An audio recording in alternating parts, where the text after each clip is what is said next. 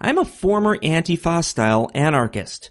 In 2011, I was part of the Occupy movement, but in 2016, I voted for Trump after a long and difficult intellectual journey from radical leftism to conservatism. My hope now is to help other people trapped in the radical left to dehypnotize themselves. Do you have any thoughts on how to do this, or any advice on how to transition back into society? That's from Steve. Steve, how you doing? I'm doing all right. How are you? What a journey, my friend. Holy crap and a half. That's the kind of journey that like you get in a Ridley Scott movie when people sleep for 3 years and wake up on a different planet. That's pretty wild. That is pretty wild. So let's start with where you started from, if that's all right.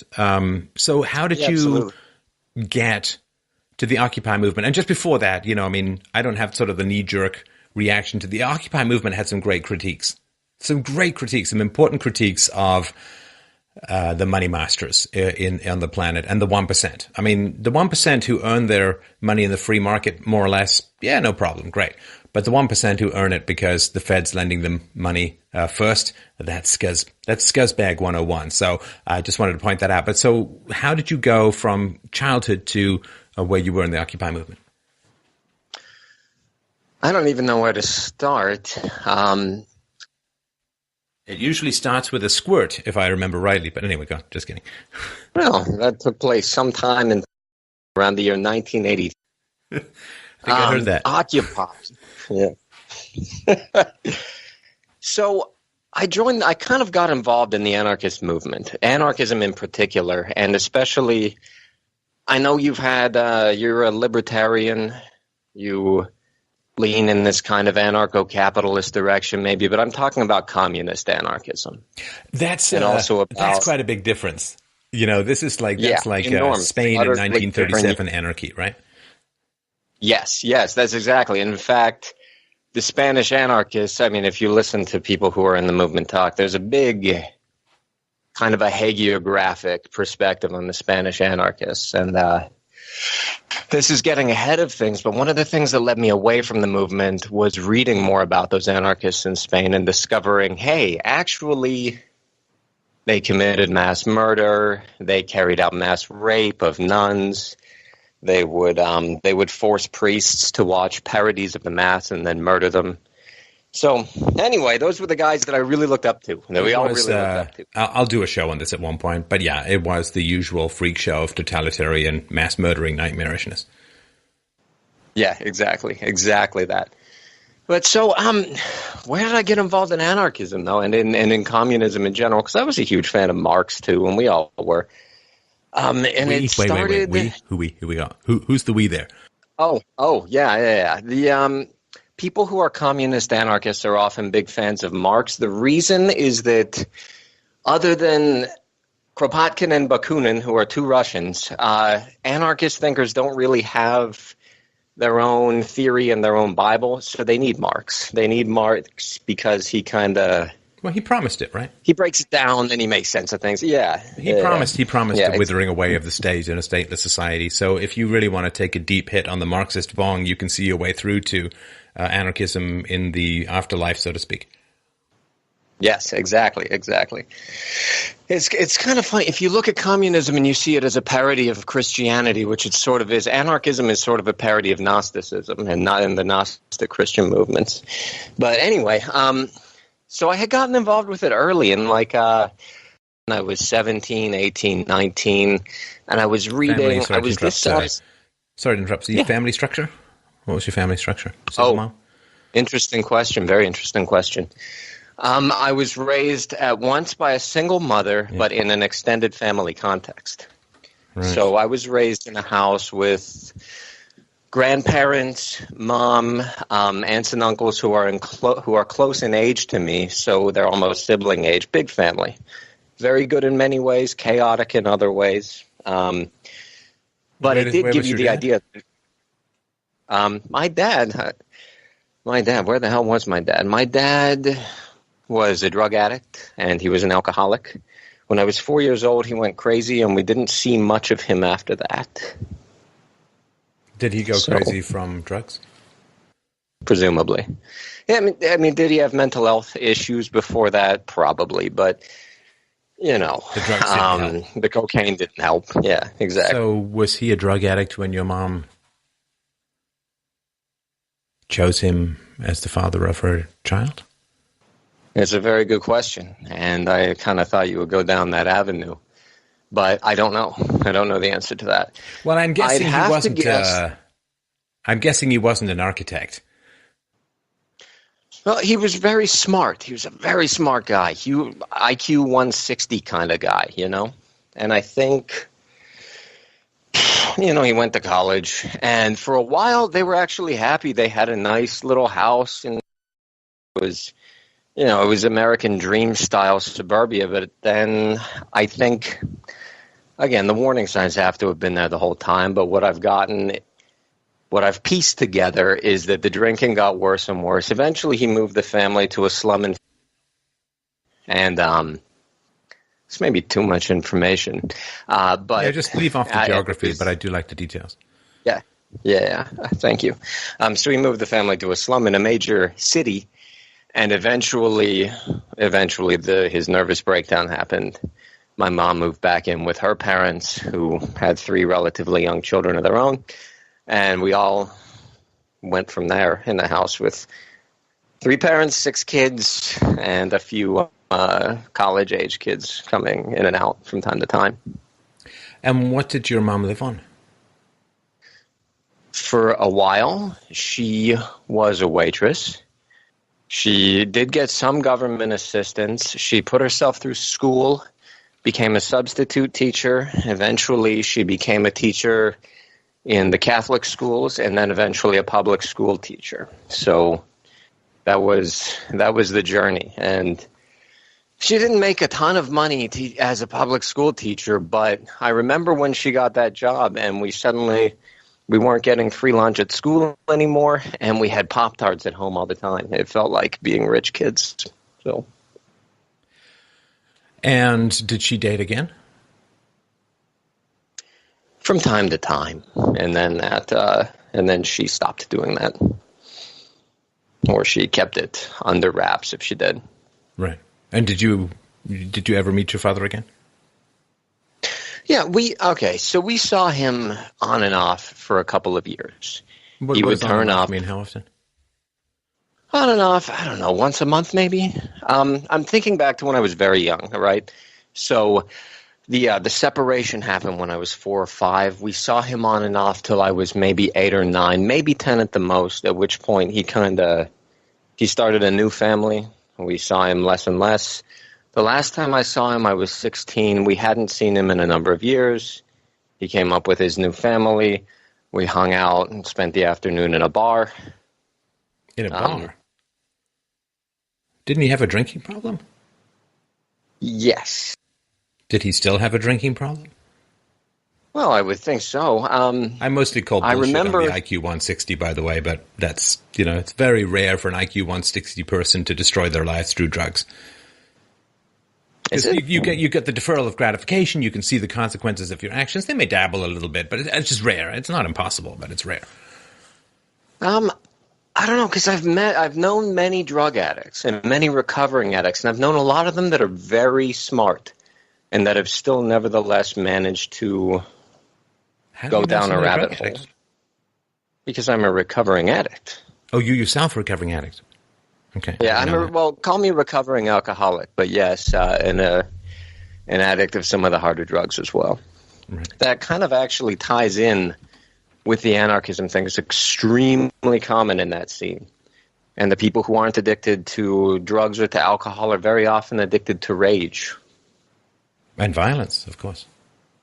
And violence. Right. And violence. And violence, yes. Oh, no, there's a dopamine hit for some people with violence, as far as I understand it. Like it can be physically addictive. It's where sadism makes That makes sense. And I really feel like the sense of the rush that you get from that kind of hatred that you direct at everyone else in society, it feels like a drug, and it feels like addiction. Like knowing it from both angles, I really, really, really... Well, you feel superior too, right? Like the world is corrupt and you're pure and the world is evil and you're at knight in shining armor. My God, it's a rush of power. Oh, yeah. Yes, it's a rush of power. The regular rules don't apply to you because you're above them. Yeah. Better than them. You steal to survive, and you think that makes you better.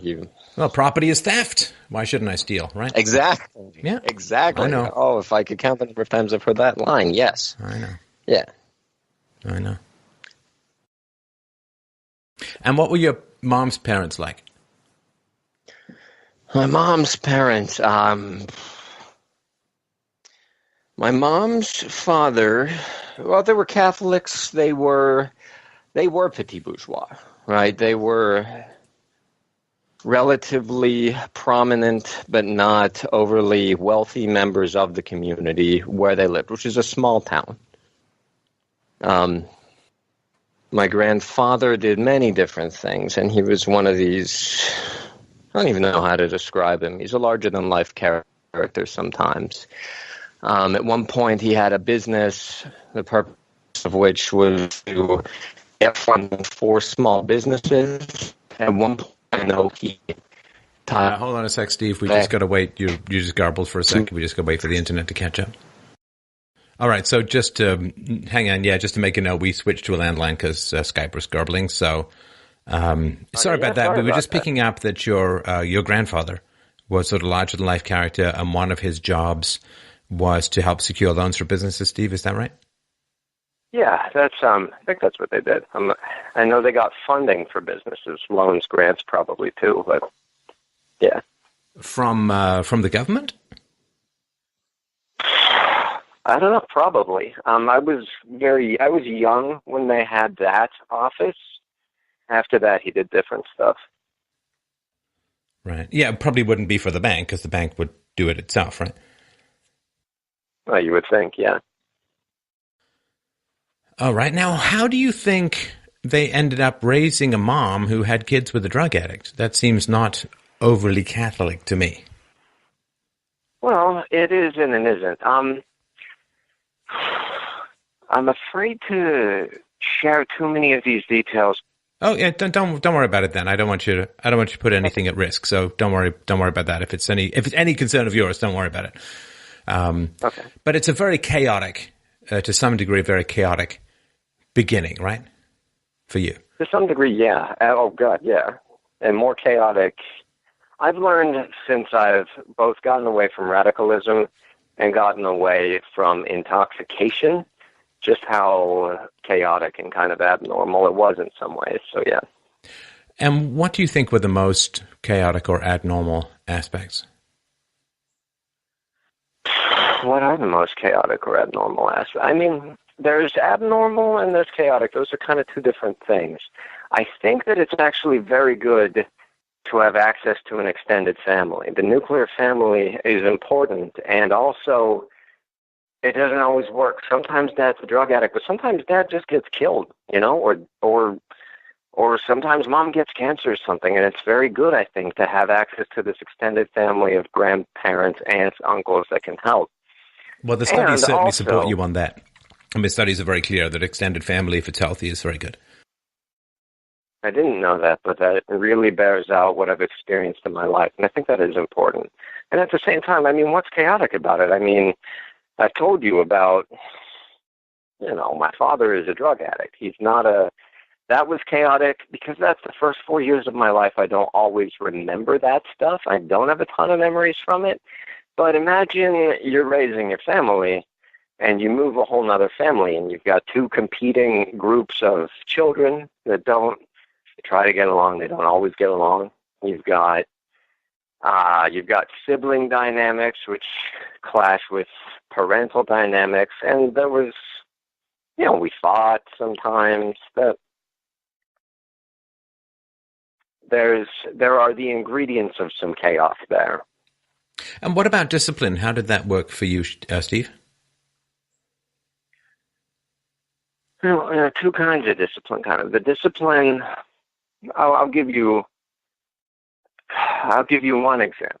My grandmother, you did not cross, and we were very much taught old-fashioned manners.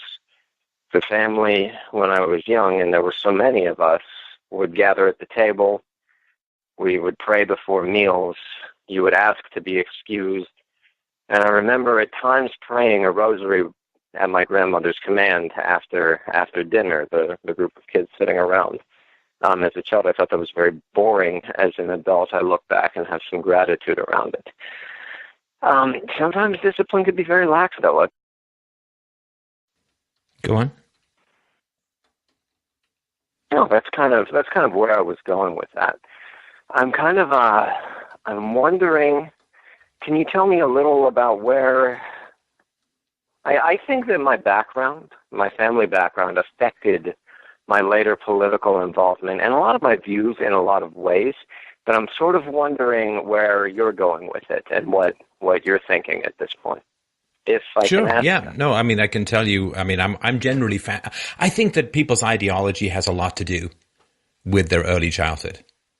It's not always the case, and it can certainly switch, but, you know, I grew up with a crazy mom. So the fact that I battle hard for rationality, these are not new skills for me, right? These are like skills that I developed in the crib, for God's sakes, right? So, totally follow you on that, yeah. Yeah, so striving for rationality, striving for objectivity, there's a reason why I pushed so hard for that, because the alternative was not good at all. And of course I saw what happened down that tunnel of subjectivity and irrationality and self-indulgence.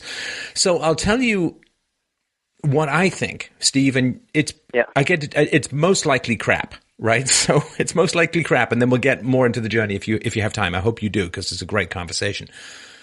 I do, absolutely. But I think a lot of the people who are radicals on the left are white knighting for their single moms.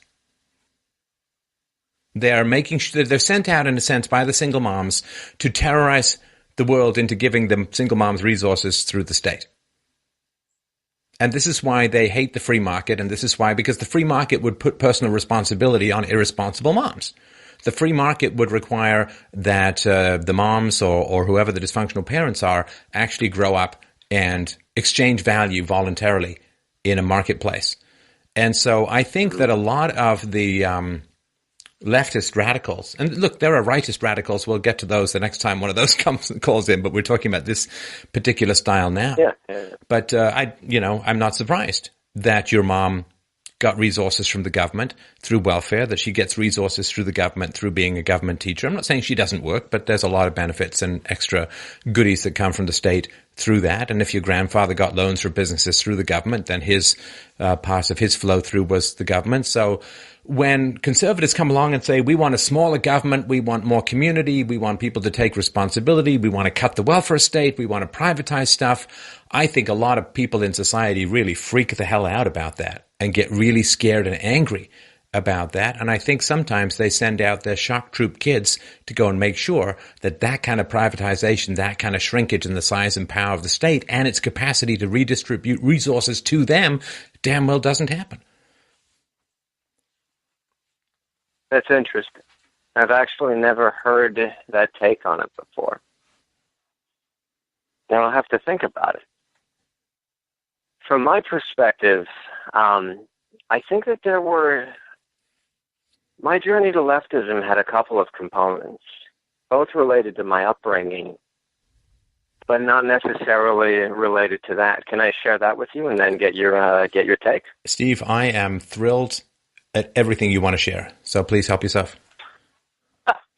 That's awesome. So there's two things. There were two things that really, I think, impacted me. Probably there were 100 things, but these two are jumping out at me right now. And the first is, whether my dad was all that smart or not, I actually did have a very high IQ. I was one of these kids that was tested and put in the gifted class. And I lived in a place and at a time and in a culture where that wasn't, and I don't mean my family, I mean my peers at the school, the public school, the government school, if you like, where that wasn't really respected or was looked down on very strongly. I had to fight a lot when I was a kid. And relatively early on, because it was early on, we can kick around, well, where did you really get that idea? But as far as I knew, which idea? An idea I can't. Oh, the one I'm about to share. Okay. I just want to make sure I didn't miss the entire. Right? Okay, go ahead. Oh goodness, no. I'm going there. So early on, I get this idea: people are picking on me, bullying me, hurting me for something I can't really help. You know, I'm a smart kid. I'm interested in smart things, books, Star Trek, whatever. You know, and so I identified when I heard. As I've thought about it, you do get these ideas from television and so forth. But when I heard about other people being mistreated because of things they couldn't help, they were black or they were gay or whatever, I identified really strongly with that. And I remember being a kid and thinking that was, even though racism was common among my peers, I remember thinking that's why I shouldn't be racist, because these same kids were coming after me for being a nerd in the gifted class. So that was sort of thing one. And then thing two, I talked about growing up, and we've just talked about growing up in an extended family. And yes, there's some issues, and we can circle back to that.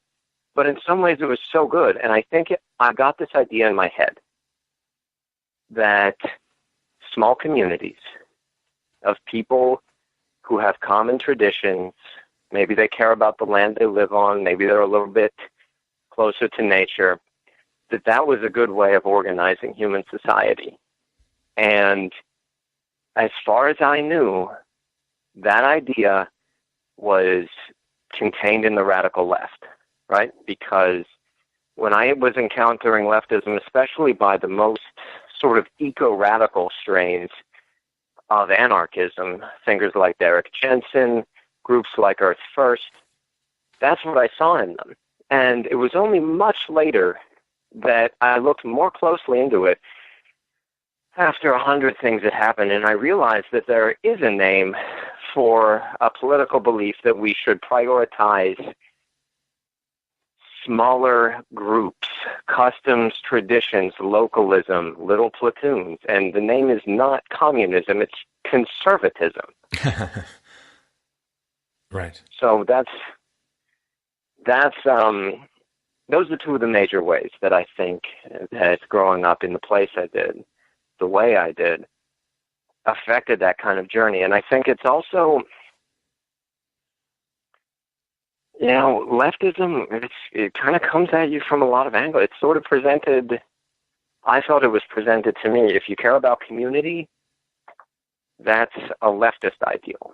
Right. That's right-wingers love corporations Right. and hate communities. Right. You know, you've heard the refrain a million times, so you know what I'm talking about. Yeah. Yeah, no, of course. So, and I mean, the rightist argument or the free market argument is human beings desperately need communities and governments can't provide them.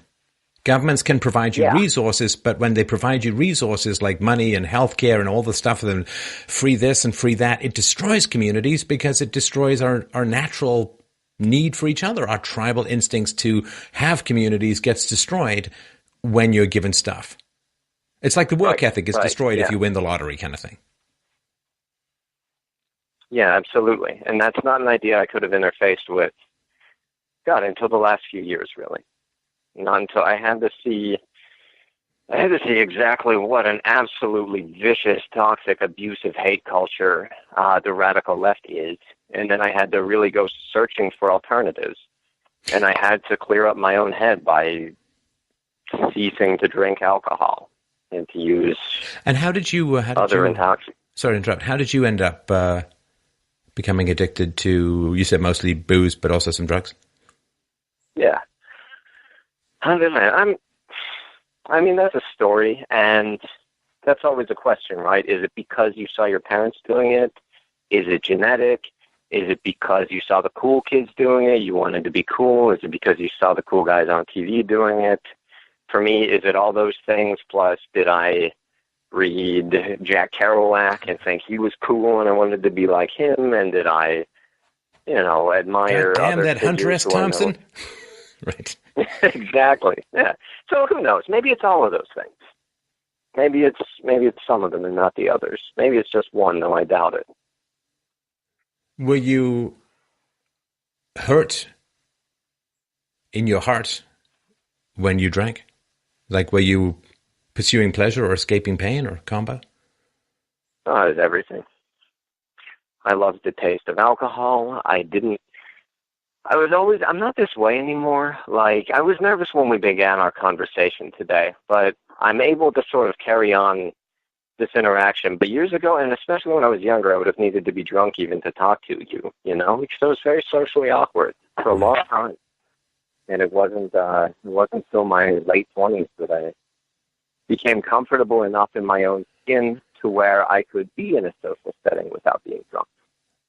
And I also used it to escape from pain. I talked about my grandfather earlier. When I heard that he was dying, I walked to a store. I bought 2 40s of Old English and a pack of cigarettes, and I plowed through them as fast as I could. So, yeah, that was that too. What did your mom or your grandparents or extended family, did they know you were being bullied at school, Steve? Oh, they had some idea. And what did they do? Well, my grandfather insisted on calling the police at one point when I was in 8th grade. He said, just call the police and that'll be the end of it. To some extent, it was the end of it, but... so it was pretty serious stuff. That's what I remember. If the police were called, right? At that point it was. At that point, yes. I mean, at that point I was 13. I had been in a fight with like 12 people at a football game, You're not supposed to fight 12 people, and I didn't start it. Wow. Yeah. I mean, I was not an angel of any kind. None of us were, but, well, that's what was going on then. Right. And did you fight a lot as a teen? What's that? Did you get into a lot of physical fights as a teen? As a teen, the older I got in high school, the less that I fought. And it's sort of funny because I was thinking about him before our talk. I made a friend when I was 15, 16, and we became closer friends. And he was a coward. He would never fight.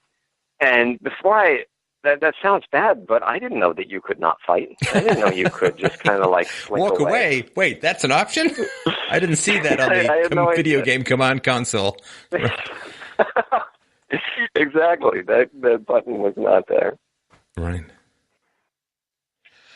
Okay, so let me ask you this, just before we get into when you think about the people that you knew in the left, how many of them do you know who had good relationships with their fathers? It's a great question. And I think, I can't say this with a certainty, but I don't think very many did. And no, I don't think very many did at all. And I think I know where you're going with that. And I think that there's some truth to it for sure. The state is dead. There's a lot of complex stuff that goes on. Our relationship to political authority is very much in line with often our relationship to more personal authority that we had as children. Yeah. That makes sense. So what's the view from inside these kinds of groups, right? So obviously they didn't sort of drag you along and say, here, stick a spear in a horse, right? I mean, there was something that, I don't know if it's a grooming or there's some transition point from, we really want more localized societies to, let's throw a bottle of urine at a cop. There is, and here's what's interesting. There is some of that, what you call grooming, and there's a lot more how do I say this? Let me back up and sort of talk about the structure, because a lot of people on the right have the idea that groups like Antifa, George Soros turns up with money. He says, I need 50 guys this weekend, and 50 guys show up off the labor line. And it's not like that. The sort of social structure of a lot of the left is a scene, like an art scene or a music scene. And like in any scene, people are always trying to get to the center and get into the cool kids clique, which is the center.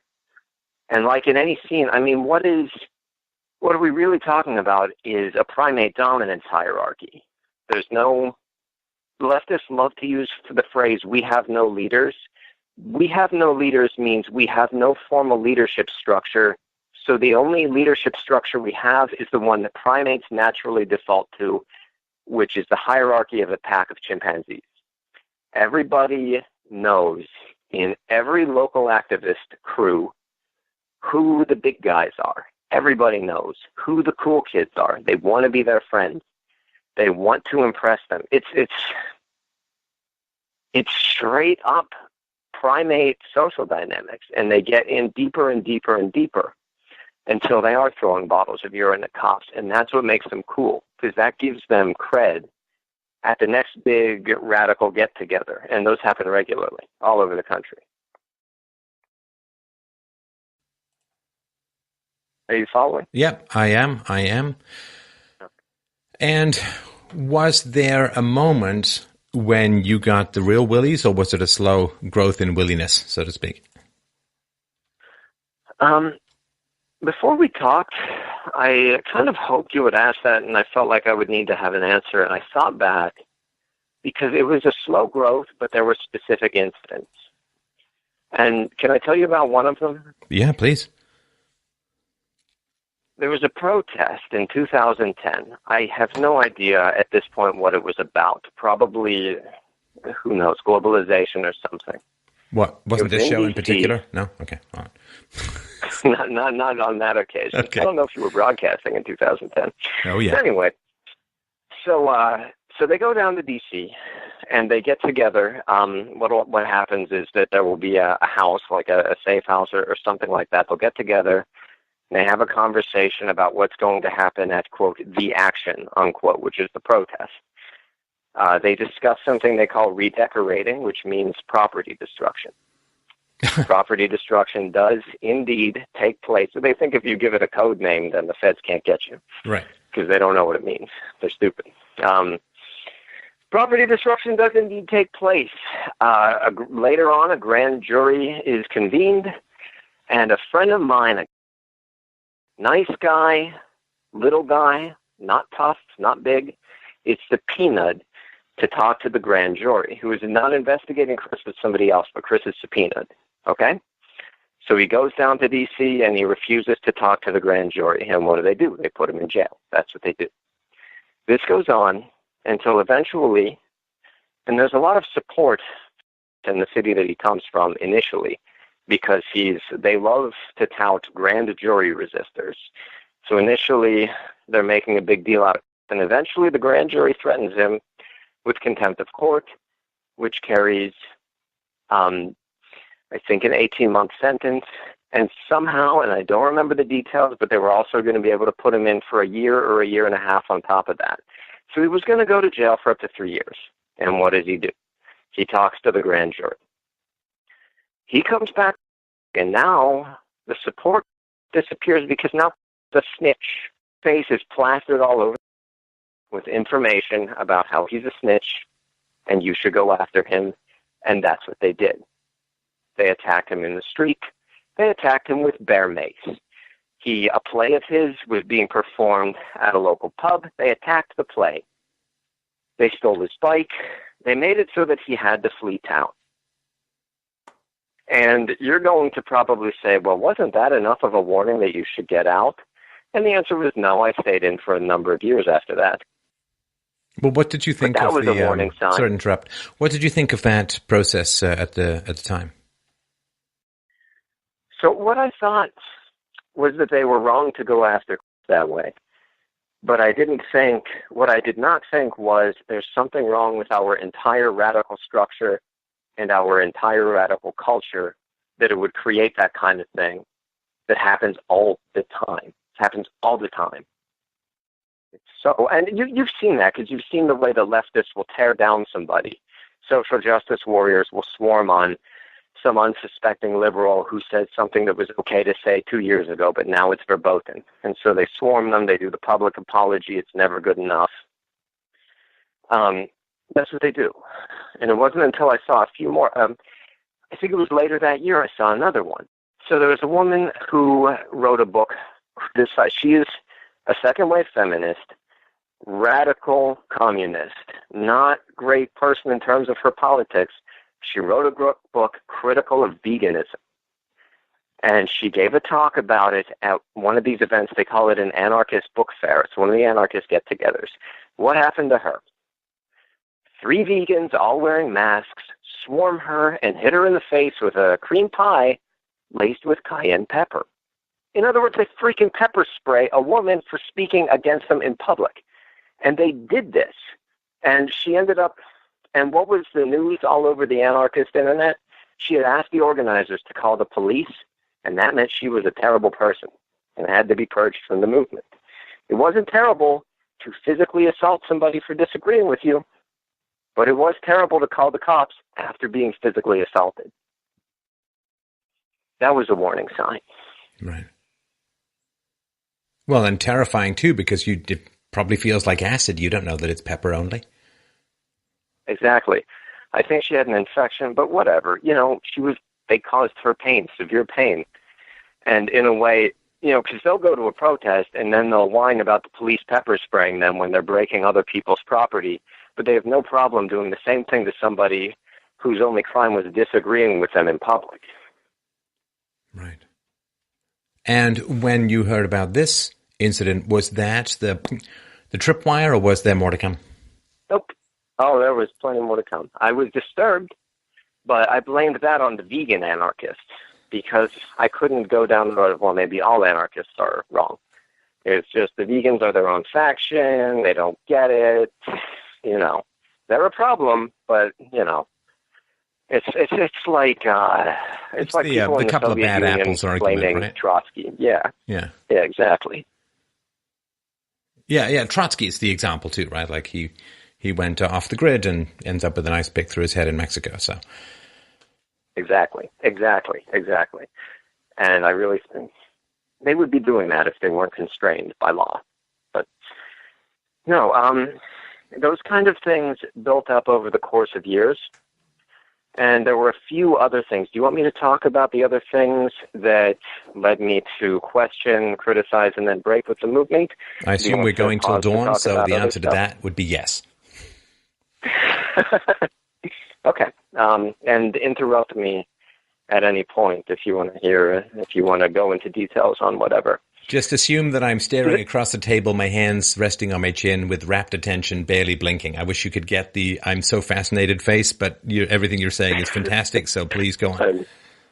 I'm visualizing it. You're out here in the apartment with me. So that kind of thing happened over and over, though, and still I didn't break from it. And Occupy happened, and I was actually kind of questioning some things prior to Occupy, but the energy of that movement was so exciting. And as you said, there were actually some legitimate and serious complaints and critiques in that movement. Even Steve Bannon has said that. He said, and I didn't know this because at the time if I had heard of him, it was that he was some monster, but he said, we have to listen to Occupy. But anyway, Occupy was happening, and I was really excited to get involved with it. I went, stayed at Occupy. I occupied in some city. I went back to the city I was living. I got involved there. In the city I was living, I have this penchant for missing the big things. So the week before I got there, all of my friends in that city had been in a big fight with the police. And man, I wanted to participate in a big fight. But by the time I got there, they were all fought out. And so the biggest thing that we did when I was there, we put a huge American flag in the middle of the street, and we had a dance party where we danced all over it, and we were wearing masks so they couldn't see us. And eventually we noticed that we were surrounded by police on all 4 sides, and they were all wearing riot gear, so instead of fighting, we went away. Later I was interviewed by people with cameras, actually, and I think that they were from Breitbart, but I don't think I gave them anything interesting enough to use in their Occupy documentary. But that happened, and the thing about Occupy was that it failed, and it fizzled, and I wanted to know why, and so I really started reading. And I had some time on my hands. I was living on a kind of relatively isolated homestead somewhere in the woods, but I had internet access. And there's The people that run it are probably not the best, but it's a great resource, is Marxists.org. They have all of the writings of every important Marxist in the whole tradition. They have internal Communist Party documents from Russia and from China and from other locations. And I really started delving into this and really reading Marx, reading Lenin, reading the more obscure figures like Kropotkin, Zinoviev, Kamenev, reading the speeches of Stalin, reading Trotsky, reading the letters that the Chinese communists and the Russian communists sent back and forth between them, especially as they were breaking up. And I was reading this stuff, and the other thing that had gone on over the course of years was that the identity politics had gotten worse and worse and worse and worse and worse. And I did notice, because it's hard not to notice that you're being targeted when you are, and I'm a white male, so of course I am. And I noticed a few things delving into these Marxists and these theorists. And the first thing I noticed was that the cliche that communism looks great on paper is utterly wrong. It looks like a catastrophe on paper and like a nightmare. I blame the font. That was the problem. They should have used Courier. More wingdings, and we've got it made. Exactly. But no, it looked terrible. If you read Lenin, this is what he says socialism is. And he says this in an essay entitled What is to be Done that was written right before the Bolshevik Revolution. He says, after the revolution, the whole society will be organized as one big factory or office. It's like, okay, great. So all of society is Walmart and Sam Walton is dictator. That's literally what you want. Right. Holy shit, I didn't know that. I thought we were for something else. And of course, I was a libertarian communist rather than a Leninist. So I could go, oh, scoff, that's just Lenin. But still, as I read stuff, I started seeing patterns. And what I started seeing was the kind of language and the kind of behavior I'd seen in the anarchist movement and in the radical left as a whole. You can see it all in what happened in Russia between 1917 and, say, 1945. All you've got to do is go into the show trials and remove references to Trotsky and remove references to class and make the whole thing about race, gender, and sexual orientation, and it's happening today. There's, you can read, and even Slavoj Žižek, who's a Marxist philosopher, has a good essay on this about the trial, especially of Nikolai Bukharin. And I read that more than once, the transcripts of that trial, and also Zizek's essay on it, because it's so horrifying. And it's exactly what they do today. Like, what were those, you remember those guys, the Christakis? Christakis, am I saying that right, at Yale? It was the Yale schoolmaster I think that's, and his wife that they I'm drove not an out. expert on the pronunciation, but that probably sounds about right. But yeah, it's those guys. And if you look at that incident, then the mobs that were roused against them and the way that they weren't allowed to say anything that could be accepted in their defense, and then you go and you read the transcript of the trial of Bukharin, it's the same damn thing. It's the exact same thing. The only thing different is some of the language. Leftists don't talk about class anymore because most of them are upper class. So they have to talk about other stuff. Right. I saw that over and over. Well, it's still all about just creating these irrevocable and ever-escalating differences and oppositions and provoking fights and, I mean, splitting and, yeah, the whole thing. Yes. And then there were many more things, but there's maybe one more big thing that's worth touching on, although it's maybe still controversial. But I was getting away from my leftist friends. And sorry to interrupt, but that was the result of the reading. Was this the first time you'd gone to like the source of and really delved deep into the Marxist literature? I delved superficially into some of it over the course of years. Like, I'd read the Communist Manifesto, but I hadn't read the Critique of the Gothic Program, Capital, the deep Marxist stuff. And I'd read some of Kropotkin because he's this very important thinker in anarchist communism. But I'd never really gone in and read the deep history of the Spanish anarchists, for example. I'd never read Lenin. I'd never read any of these other guys. I certainly had never read speeches of Joseph Stalin or anything like that. Right, okay. Okay. So the drifting from your leftist friends, was it to do with something in the movement, or was it to do with the reading, or was it a combo, or was there something else? Yeah, there were three things. First, it was backing away from the movement in general, as I started to realize that the thing that went wrong was that it was all wrong from the beginning. The second was getting away from my friends in particular, because I've said this sometimes, and it's not true, but it's kind of true. At some point when you're a radical leftist, you hit a point, you're in your late 20s or early 30s, and you've got two choices.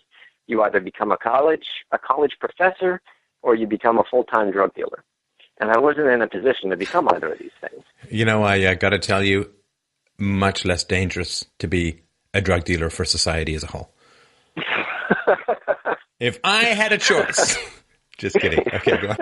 If I could give all of them some advice, start growing pot. Don't go to...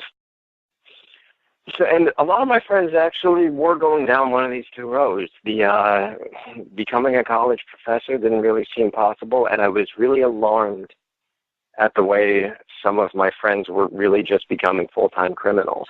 And you know, another history that opened my eyes to a lot of stuff was reading and watching the documentary on the Weather Underground, because that's sort of the trajectory that they went down. They're all either in jail or they're in tenure, you know?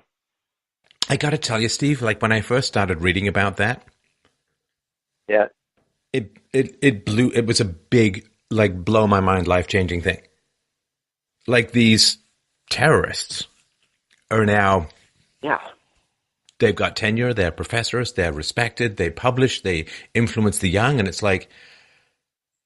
Now, don't get me wrong, people make mistakes, you know? Like, I'm not saying, oh, you... Yeah, but come on. But it's not like they've all said, wow, that was the worst thing ever, I can't believe I did that, I'm going to dedicate my life to making sure that never happens again anywhere. Some of them never even disavowed. I know, and isn't that insane? When you learn that, don't you feel like you've woken up in a madhouse? Absolutely. I remember where I was. I was in Phoenix, Arizona. I remember I was at a conference and I was reading and I was just like, no fucking way. I'm checking the notes like, no, this has got to be a typo. Like I'm reading and I'm like, okay, well, there's another pill. Sure wish I'd had to take that one orally. Christ. That's one that it's going to take some time to swallow, too. And you can't get around it. It's true. And, like, learning that kind of thing is when you're a leftist, you think that you're a rebel, that you're fighting against the dominant culture. You really believe that in your heart of hearts, and then you discover, wait, you are the dominant culture. You're just its shock truth. Nothing says rebellion like tenure. Yeah, right? I'm right here on the edge where I can't possibly get fired and get summers off. Ooh, do I get a new sabbatical? How lovely for me. Oh, my God. Talk about exploiting the workers, eh? Yeah, right. I want to be paid $175,000 a year for teaching about 6 or 7 hours a week, and I sure want to be paid by the proletariat so I can sit on the beach and write another book no one's going to read. Fuck. That's exactly what they do. They make the average capitalist look like Engels. Anyway. Oh wait, no, Engels was an average capitalist. Was a capitalist. Okay. Yeah, exactly. So there you go. Yeah. So that, and it was an epiphany around that actually that really kind of shocked my senses. And maybe I'll tell you that, and then we'll go from there, because that was really. It was 2012 or 2013. Like I said, I'd been getting away from my friends for these two reasons. One, my reading, and two, they're becoming terrible people. They're good people, some of them in some ways, but no, they're not. Shut up. Hey, I like your little Gollum moment there. We love him, Precious. Surprised how many of them I have. No, Precious wants to hurt us, and it does. So... Anyway, so I encountered from a completely out of left field angle this idea, and it's unrelated to anything else that we've talked about, but it'll only take like a second to introduce it. And it's this practice called resolving binaries, and it's a mental practice meant to teach you to think. Whenever you see the news media presenting a story with only two possible sides, you learn each side until you can understand it and articulate its point of view, and then you come up with a third side. And I thought that was really cool, and I wanted to try it. I'm almost afraid to even say what I tried it on, because this is that fear, but I'm going to say it anyway. It was the time of the Trayvon Martin case. And despite shifting away from my friends, and despite shifting away from radicalism, as far as I knew, what had happened in that case was a white male had stalked and murdered a young black man. That was what I knew. That was what I understood. And so it's nerve-wracking to talk about. I wanted to see if there was another side, how there could possibly be another side. And so I did. And I think you know exactly what I learned.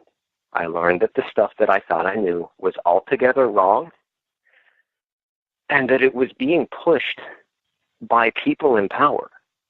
I thought, again, that I was a rebel.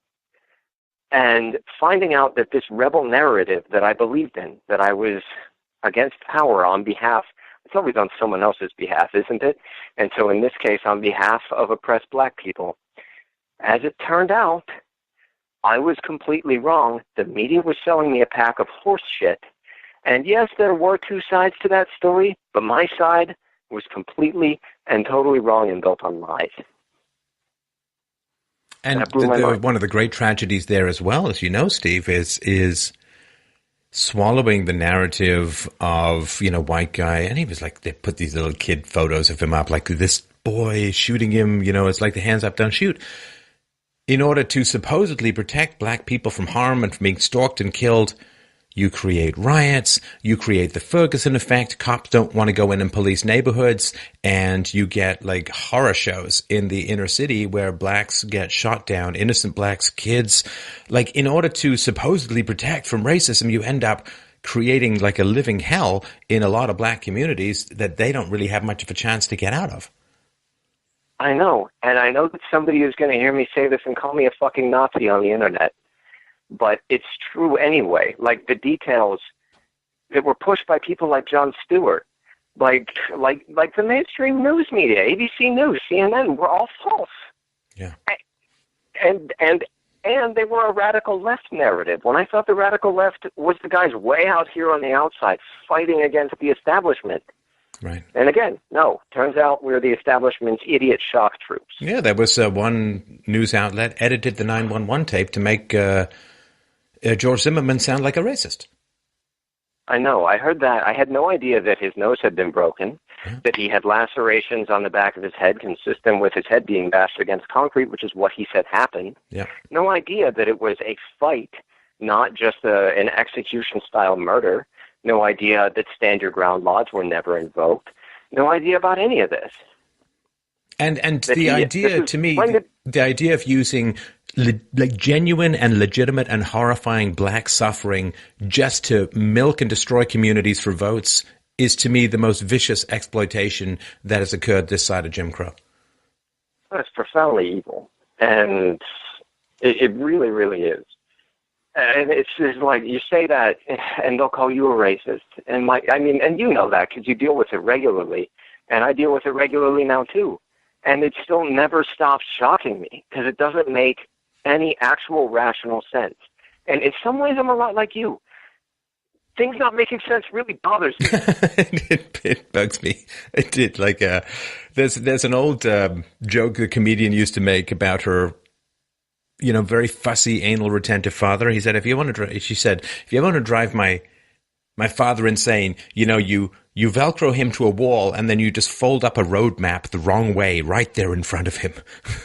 That's sort of like, that's it for me. Like, I hear a bad argument. It's like, it can't. It's like, there are these photos on the internet of like things that drive OCD people crazy, like the wrong tile is in the wrong place and, something's not aligned and so on. And that's me looking at arguments in the world. It's like, no, can't take it, must fix it, must stop. Your conclusions don't follow from your premises, and that's a problem. That's right. That's right. Yeah. So what happened then when you looked into the Zimmerman case, the Trayvon Martin case? What happened for you then? Was it a moment again, or was it another one of these slow burns? That was, at that point, I was near the break. At that point, the break was nearly total. Like, that really, really flipped a switch for me. And the way that not just my radical left friends, but my like very nice mainstream liberal friends were all convinced of the left-wing narrative in that case and repeated it. The way that, I mean, Barack Obama could come out and say, Trayvon Martin could have been me. Okay, I really do your sympathy for a 15-year-old kid that's struggling, but for God's sake, don't lie about what happened. Don't misrepresent it. It could have been you. Does that mean you were robbing houses like he might have been? And it is, the people who I push back against these lies partly because they're dangerous lies for everyone, but in particular because they're so destructive for the black community, who I'm really, really sick and tired of people using blacks for political advantage. I think it is a despicable way to use an entire community. And I'm willing to be called racist if it pushes back against this narrative that is so harmful to some of the most vulnerable people in society. And if that's the cross you have to bear, that's the cross you have to bear. But I care more about those communities than my reputation among assholes. Yeah, the thing is, it hurts to be called racist, but it hurts to be called racist because you're actually not one. Right. If you were one, then you wouldn't care. You'd say, hell yeah, I'm racist. I know plenty of people that say that. Come to the podunk town where I grew up. I'll find you 5 of them. We'll be gathered at the bar tonight, But anyway, so that was a big moment. And then there were other big moments that kind of happened. But at that point, I was a conservative. And that really, I started reading more from the conservative tradition. Conservative, not necessarily libertarian, not the emerging alternative right or new right or whatever you want to call it, but very much the kind of classic Edmund Burke. I was very taken with G.K. Chesterton. I read what's Christopher Hitchens' brother is Peter Hitchens. I read him and liked him a great deal. I read Kirk's Conservative Mind, and things started to make sense in a different way. And then in the last few years, things have gotten nuts because what I've seen in the last few years, when I was a kid, I'm young, but I'm not a kid. When I was 19, leftists were people who opposed foreign wars and unaccountable free trade agreements. And now leftists are like, we need more foreign wars, more free trade agreements, and we need to be really afraid of Russia. Like, when the hell did that happen? Oh, it's a funny thing, too, and I'm sorry to interrupt, Steve, but it's a funny thing, too, how leftists now are creating blacklists for wrongthink after spending, 50 years saying that McCarthyism was a complete nightmare and a moral abomination and a completely destroyed free speech. And it's like, pick one, people. A blacklist, good or bad? Oh, your team blacklist, good. Their team blacklist, bad. Okay, no moral high ground. And this is the thing that frustrates me so much too, is they say this. There's no such thing as truth. We follow the Alinsky principles. We don't have any principles, but we know that the right does. We're going to use those principles against them. They openly say, this is what's so frustrating in people who deal with the left. They openly say, no truth, no honor, no dignity, no reality. And then we're surprised when they're two-faced, hypocritical, and manipulative. It's like, that's just what they said they were going to do. That's a good point. That's well said. It's still like, it feels like waking up in a madhouse, Like the election in particular, I lost friends over the election. There are people that don't speak to me now because I openly came out and I said, you know what, I voted for Obama. I voted for Jill Stein in 2012. And in 2016, I voted for Trump. And if you want to know why, you can talk to me about it. The first response was a guy who had been a good friend. This was on Facebook, of course. Where all intellectual conversations happen, saying, well, now we're on the opposite sides of a war, and then he blocks me. Yeah. Another person does the same thing shortly thereafter. They're also, on Facebook, people are rarely talking to you. They're usually just playing to the crowd, right? That's true, or talking to the voices in their head. Right. Which you've suddenly become. So that's kind of the story. Are there anything else? Anything you want to? Oh, hell you want me to go into more detail on? Now, how far did you go down the sort of non-leftist and again, I wish there was different language for it, but we'll go with the mainstream definition, Steve. But how far, I mean, did you go Rothbard? Did you go von Mises? Did you go Hayek? I mean, how far did you go into sort of like free market or voluntarist or anarcho-capitalist kind of thought? Well, that's an interesting. I mean, I am on the phone here with Stefan Molyneux, who I think is a well-known libertarian thinker. So I went at least that far. I didn't really. I had known that Hayek was evil, and I read Hayek. I don't think I read the whole thing. I think I might have, that condensed version of, what's the big Hayek book, Road to Serfdom? Yeah. I read that. I read more thinkers in the conservative and the traditionalist vein, and I still interface with them more than the libertarian tradition, more than the anarcho-capitalist tradition. I have a bit of an anarcho-anything allergy at this point. No, I can understand some of that is, I can understand some of that is trauma, and some, right. Anarchophobia. I did read Rothbard at one point, though. Yes, anarchophobia. Yeah. I'm proud to have it be an anarchophobe. Right. Sorry, you were about to say something else? I don't think so. Okay. So, trapped in the radical left to dehypnotize themselves. That was your sort of one of your original questions, and it's a very, very powerful question. And there's a reason why this big giant moat is trying to be erected around particular thinkers in the world, like this far right, this alt right, this moat of like, oh well, that's bad. You can't listen to those people. They're automatically evil. They're automatically wrong. They're automatically bad. And there's a reason for that, which is that, I mean, some stuff that the left wants. Well, I want it too. I mean, I really, really dislike this, Wall Street hyper stock market driven pseudo economy. It's bullshit, and it harms the folks, and it's predatory upon the middle class, and it's very predatory upon the poor. I want people to get their goddamn communities back. I hate this isolation and atomization of the welfare state. I think it's, getting stuff is not much. When you lose your soul, you lose your community, you lose your neighborhood. Everything is done from that standpoint. I really hate this imperialistic stuff, this world policeman bullshit, this 750 military bases around the world. And so there's a lot of stuff that the left have issues with that, like, I'm right there with them in terms of goals, objectives, probably not so, I guess tactics, not so much.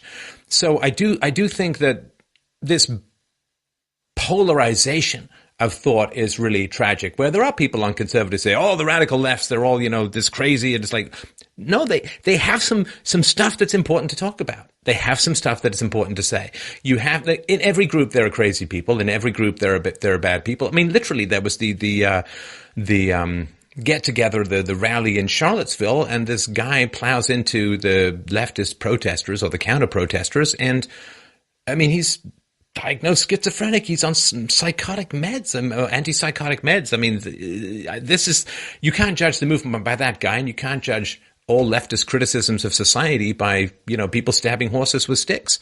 So I do think that there are decent people in almost every movement who want good things, decent things. It's a very much a platitude, but there are things that we can agree on. The question is, what is the ethics of how to achieve it, and what specifically do we want to achieve? Promoting a giant government to take care of corporations when corporations are children of the government is not going to work. And collectivizing all property, having central control of prices and the means of production, that's tyranny. Everybody has to recognize that's not the way to go. So I think just making them the pure enemy. I have been very critical of the left. I've been somewhat less critical of the right, but also I have a bit of the right to me has been pretty hard done by and lied about. And the left has all the power, so I have a bit more of a sympathy for the underdog. And the right is a little bit more original these days. The left seems to be a little bit kind of repeating the same chants and platitudes, hey, hey, ho, ho. No, this is not a syllogism. So I think that if they want good things and they have bad information, then I think we solve that by giving them better information. If they want bad things and they need an ideological cover, like if they're mean, they're sadists, they're violent, they're brutal, they're traumatized, they're addicted, they're criminals, But they don't want to look in the mirror and see a criminal. They want to see a freedom fighter for the underclass. Then they want to put on this superhero cape of bullshit in order to cover up a merely sadistic or psychopathic or sociopathic or criminal nature. Well, there's nothing we can do with those people, I think, because they don't want what we want. They don't want what decent people want. What they want is at the expense of decent people. So I do think that there's ways to get out of it. But what I do want to know, this is sort of the most essential question, which I think is right at the heart of how to undo this stuff, Steve. Help me understand, help my listeners understand, please.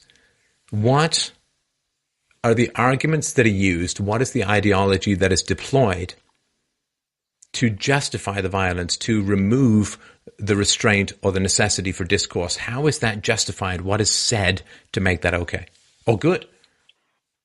There are a number of things that are said, but it makes so little sense. It's not violence when it's property destruction is one of the things. Violence can only flow down the hierarchy, so violence that flows up the hierarchy is okay.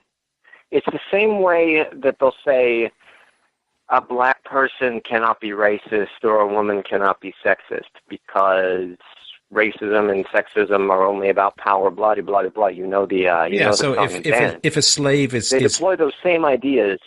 Sorry, if a slave is sawing off his manacles, it's destroying property, but it's perfectly just because the manacles are a form of theft. That's good. Okay. Yeah. Okay. Yeah, so you hear that kind of thing. And, I mean, lately what you hear is Nazi, Nazi, Nazi, Nazi, Nazi, Nazi, Nazi. And I wish that it was more coherent than that, but it's not. That's why one of the things I was thinking about when you were talking, like leftists that one could... I listened to Ann Coulter, who's someone who I would have thought was a demon. I listened to her the other day, and she said, what I want is fewer terrible free trade agreements and no new foreign wars and taxing Wall Street. And I was like, wait, what the hell? That's what Ann Coulter wants? Like, even still, that can shock me. And that's the kind of, where I'm going with this, is that's the kind of thing I heard from Donald Trump. From my old-fashioned left-wing perspective, Donald Trump was well to Hillary Clinton's left. And I could not convince a single person of this. I could not, like Hillary, you had a guy on your show who talked about the persecution of Christians in the Middle East in wars that Hillary Clinton helped create. Donald Trump didn't help create them. Right. Hillary Clinton helped start wars in Libya, Syria, Iraq. If you want fewer wars, therefore, maybe you don't vote for the lady that keeps starting wars even after they turn into disasters. And I've tried to say that, and it's like it bounces off a wall. Right. And I can't figure out how you get through that. Or if you care about the wages of the poor, then massive hyper-subsidized immigration is bad, particularly for blacks and Hispanics, is bad for the poor. And if you want better schools for the poor, then maybe more privatization, more parental choice, or school vouchers or something like that. If you have a goal to help people, then you should keep trying different things to help them. But if your goal is to just do those things, to have power, to control the education of the kids, or to you basically hold the kids hostage so you can deliver union money to the Democrat Party, if your goal is simply to serve the powers that be, you can't help those people because there's no goal that you share. If they genuinely do want to help the poor, if they do want to help inner city communities, if they do want to help raise the wages of the unskilled in society, then you can show them a different way. And I think trying to figure out, and I don't have any magic wand for that, but in general, if you and I are walking in the woods and I say, I really, really want to go north, right? And we're walking for a while and you start to get a little uneasy. You take out your compass and you say, well, actually, we're heading south, but I still keep walking in that direction even after you show me the compass. Then clearly I don't want to go north. I just said that in order for some other reason, right? So when you keep people counter information when they say they want a particular goal, when you provide people counter information and they completely discard it, it's because they don't want the goal they say they do. If that makes sense. Like if you can prove to me that I'm walking south when I want to go north and then I change my direction, then clearly I do want to go north. Yeah, you had I think you've had him on a couple of times, but you've had Jordan Peterson on. And he said something to that effect where if people are doing something and it keeps causing results that are terrible, and you can't figure out why, what their motives are, you infer the motive from the results.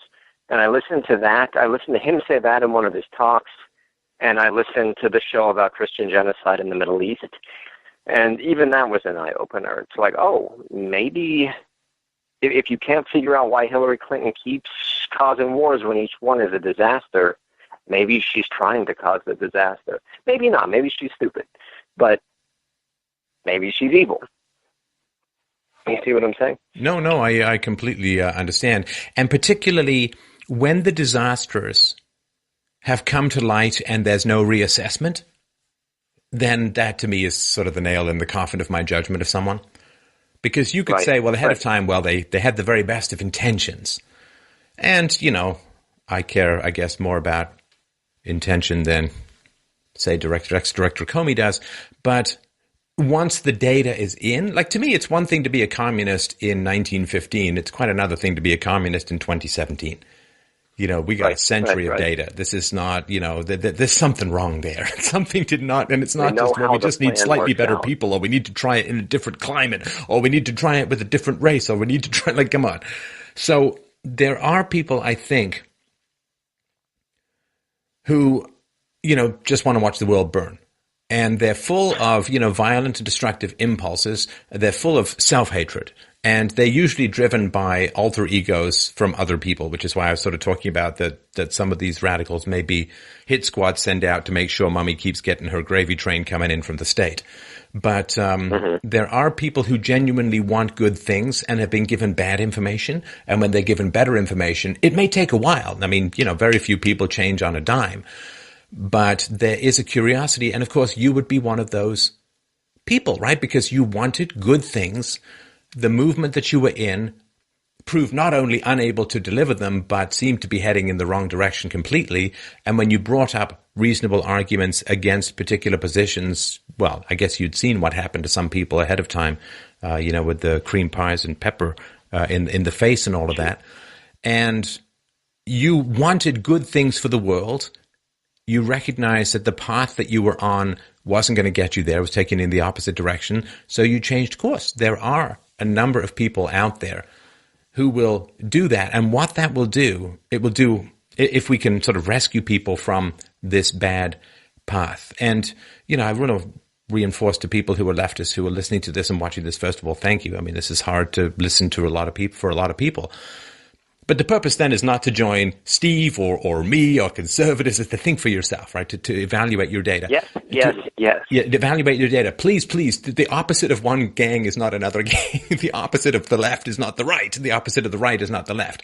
The opposite of both of these is thinking for yourself. And you don't want to take anyone as an authority. You don't want to accept everyone's say-so because of charisma or humor or reputation. You must get the data and think for yourself. Because if we can get more people out of the radical left, then the more feral nature of those who remain will become more and more evident. And I think that's really the only way to discredit some of the more extreme elements. That's a great point. And can I put a suggestion to you and get your take on it? Sure. So, I mean, and one of the main reasons I wanted to talk to you, and I was terrified to talk to you, and I still am a little terrified, but that's okay, was in the hopes that somebody else who's caught up in that culture, and maybe they've seen where it can go wrong, maybe they can hear my experience, maybe they can learn from it, and maybe they can make that transition too. And again, it doesn't have to be a transition to being a conservative. I certainly don't want a world full of Steve clones. The world, I don't think, could handle it. But to become who they are rather than the culture that they've gotten caught up in. And I just really hope that that's possible for some people. And here's the thing. Over the last few years, I've collected a very small but real number of other people who have made that journey from radical left to one was an anarchist in my own hometown, and now she's a conservative. She's an Eastern Orthodox Christian, very active in her church and much happier about her life. One was a radical transgender activist who, and this will be controversial, but it's true anyway, feels like they were caught up in a cult and is detransitioning. One is a close friend of mine. And I have this idea, and I don't know what it looks like yet, but if there was somewhere, a book, a blog, a website, something where people who are in radicalism and questioning it, or they're detransitioning themselves and suddenly they're waking up into a world gone mad. They're finding that they don't have any friends anymore and they don't know what to do. Something that they could look at and they could see, they could hear or read about the journeys that others of us have gone down, how it's worked out for us, and get some inspiration and some hope and some ideas from that. Do you think that do you follow what I'm saying? Do you think that there's a possibility there? Absolutely. And, the first thing that pops into my mind, Steve, is you interview people, you put a transcription of the interview together, and you put it out as a book. That's the quickest and easiest way to get the message out. And I do think the time is of the essence in these ever-escalating cultural war.